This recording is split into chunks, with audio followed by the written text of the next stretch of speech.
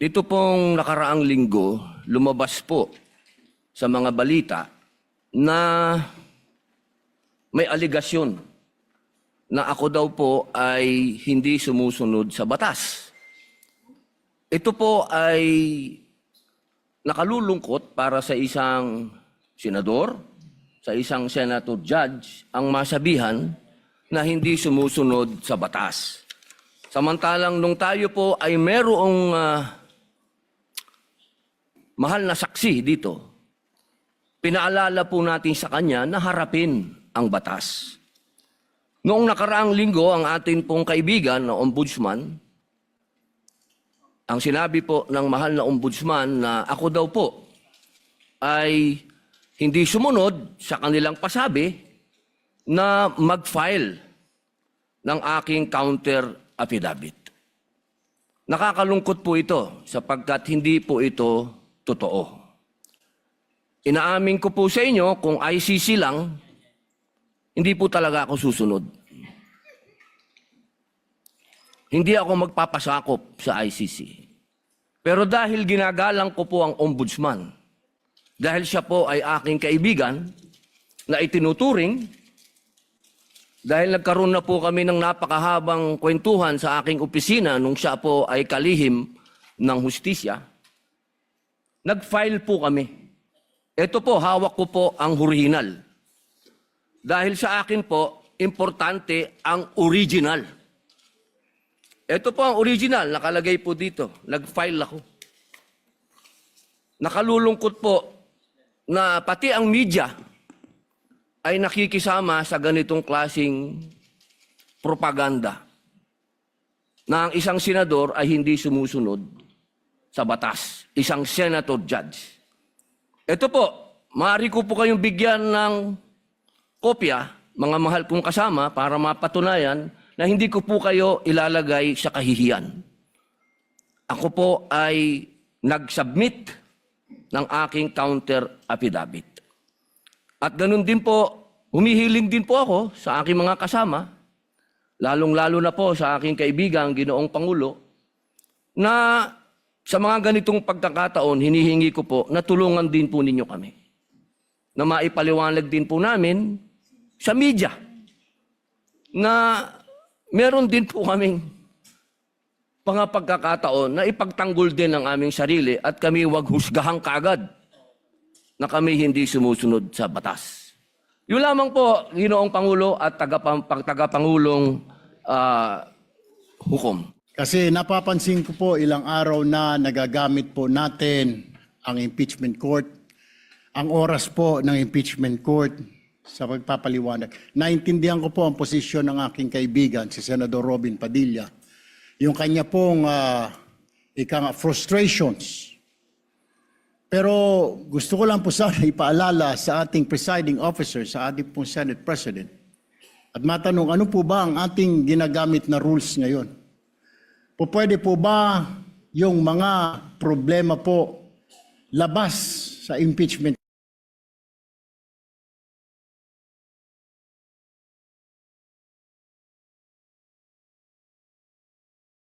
court na ito o labas sa kaso ng Vice President ay dadalhin natin dito? Di po ba ang korte na ito na itatag para po sana kay Vice President at kay Vice President lamang? Mga ebidensya, mga testimonya, mga pahayag patungkol lamang po sana sa impeachment ng Vice President. Kasi dito pong mga nagdaang araw, Mr. Presiding Officer, Senate President, mga kasama, napansin ko po na nagagamit ang oras po ng impeachment court sa pagtatanggol po ng mga nakaraang araw ng sarili ng ilan sa mga kasamahan natin sa mga akusasyon. This is not the right forum and the right venue and not the right time to explain your situation. Kung gusto po ninyong mag-eksplika ng inyong mga saloobin, problema, maaari naman po ninyong gawin yan sa labas po ng oras ng impeachment court. Maaari pong sa press conference, nandyan naman po ang Senate media. Anytime po, nandoon sila sa Senate briefing room. press briefing room. Maaari din po sa Facebook o sa YouTube magpaliwanag. Huwag po nating gamitin ang oras ng impeachment court sa pagpapaliwanag o sa pagtatanggol ng ating mga sarili simula pa po noong nakaraang linggo.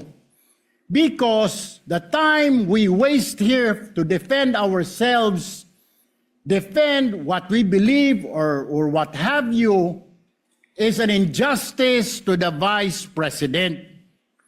Yung oras po na ito dapat ilaan natin sa pakikinig sa depensa ng Vice Presidente, sa mga akusasyon laban sa Vice Presidente, hindi po pagdidepensa sa mga sarili natin kung tayo inaakusahan ng kung anong mga ahensya, kung tayo po ay may mga kaso, may mga investigasyon. This is not the right forum, Mr. Presiding Officer, Mr. President, Senate President. This is not the right place.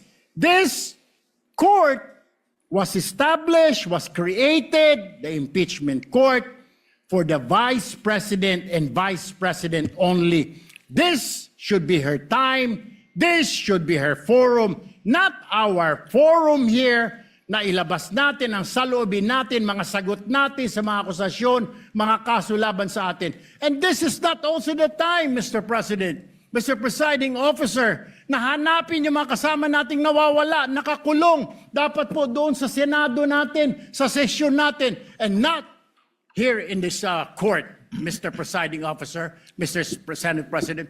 Kaya pakiusap ko lamang po sana sa ating mahal na Presiding Officer and Senate President, let us follow the rules. May rules ho tayo. Kung hindi naman ho patungkol sa Vice President na sasabihin natin, hindi naman po patungkol sa depensa o prosekusyon ng Vice Presidente natin, then wag na ho natin payagan na magsalita pa po dito because nasasayang. Because every minute, every hour that we waste away from the defense or from the prosecution of the case of the Vice President, it is injustice. It is called injustice to the Vice President, to her family, yung anguish, yung kanyang sama ng loob, yung oras na nakabinbin ang kaso na ito. Let us do this impeachment trial as quickly as possible. If we have to clear the Vice President, then let's clear her. If we have to prosecute, then prosecute her with the evidence kung meron.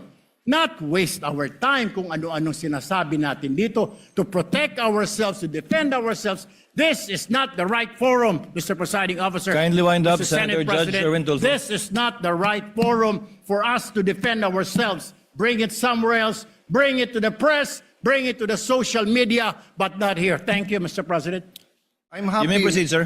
I'm happy I finally heard Senator Judge Erwin Tulfo is concerned about the justice or injustice to Vice President Sara. That's good news.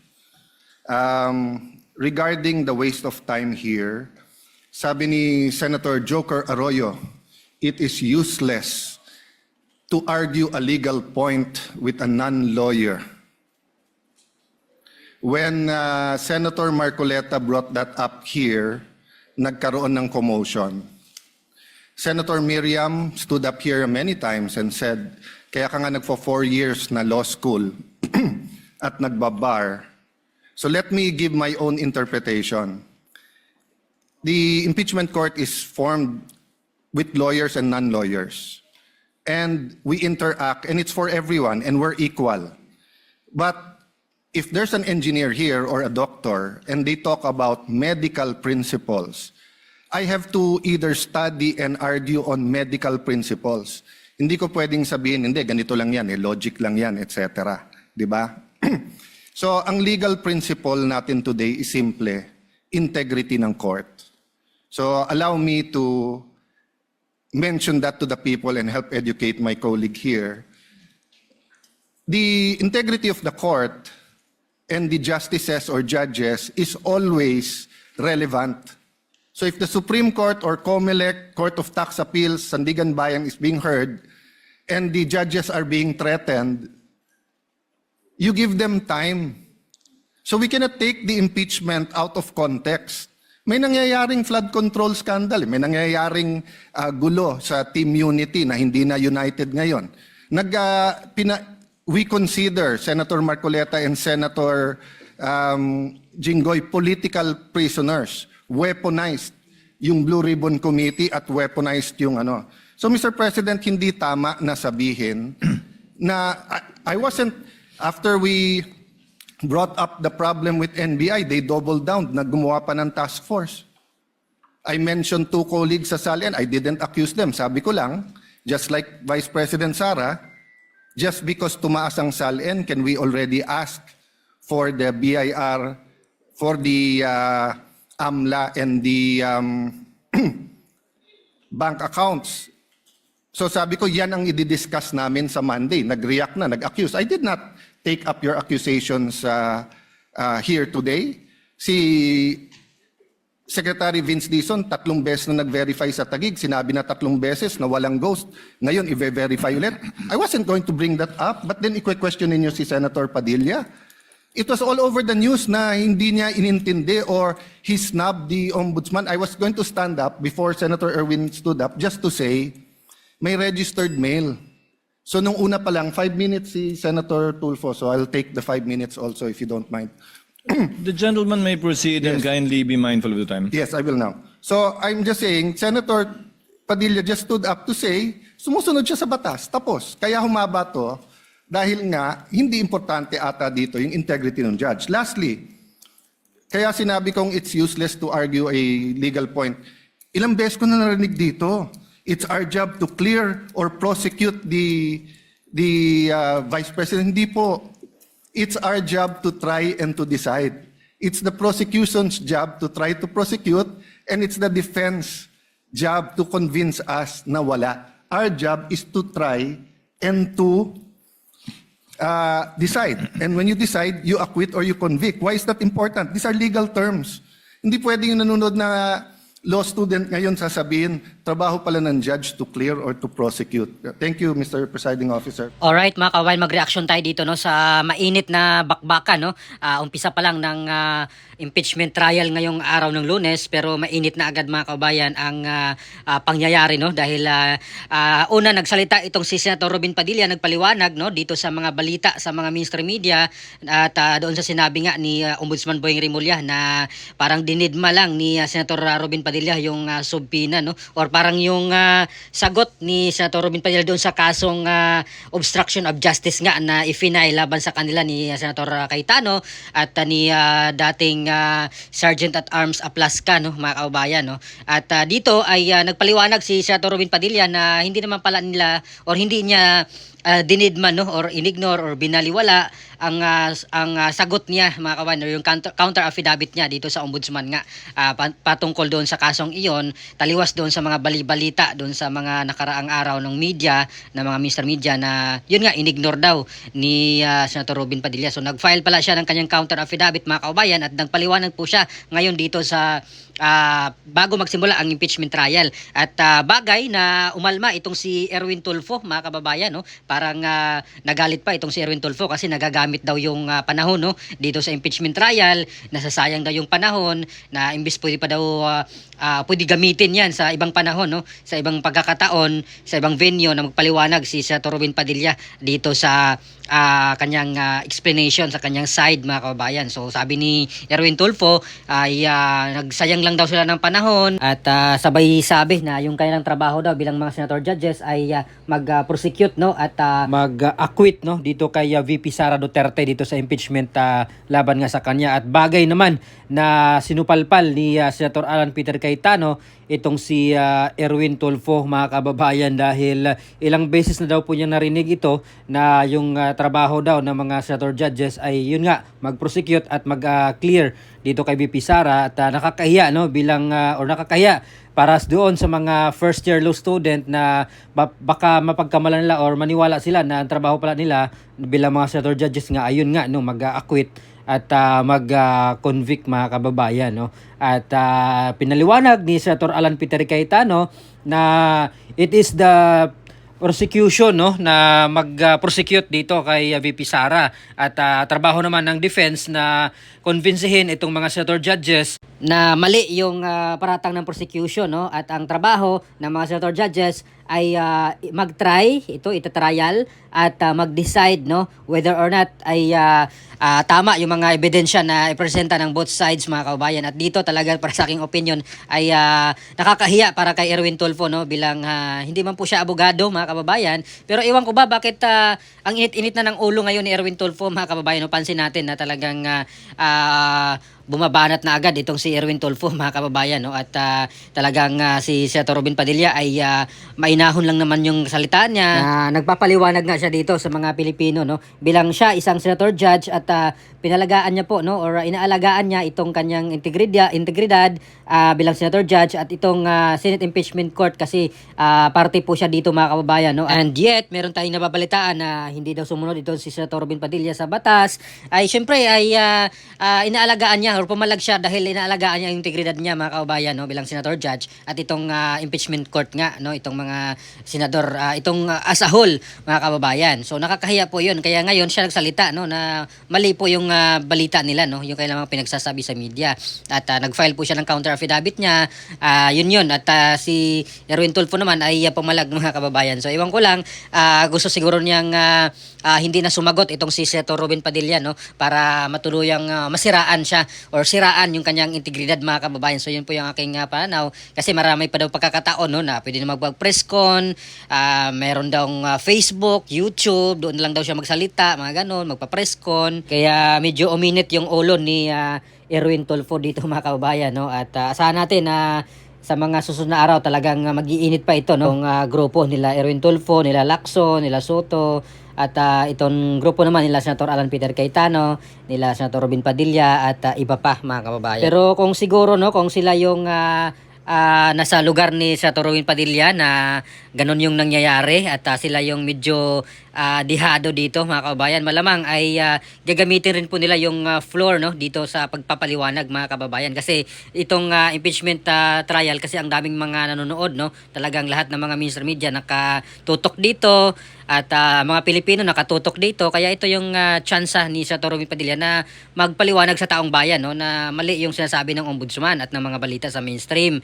media. Kaya galit itong si Senator Erwin Tulfo sa palagay ko kasi iwan ko kung ano yung mga talagang plano nila, wala tayong alam pero abangan lang natin sa mga susunod mga kababayan no at nakakahiya siya dahil sinupalpal siya ng isang abogado na senador sa pagkatao ni Senator Alan Peter Cayetano mga kababayan no. At alam ko na gigil din sila dito kay Senator Alan Peter Cayetano mga kababayan no lalo na yung isang kasamahan niya na sinasabi dito ni Senator Alan Peter Cayetano na kanyang amo kung magsabi yung kanyang amo na magsalita siya ay magsalita na siya ganon yung patutsadahan ngayon no sa Senado mga kababayan. So abangan natin at asahan natin no at ipagdasal natin na talagang masunod or naway masunod ang lahat ng mga tamang proseso dito no sa impeachment laban kay VP Sara knowing yung kailang ginagawa ngayon ng administration na isa-isa ngang tinatanggal yung mga senador na align dito kay VP Sara kahit naman ay hindi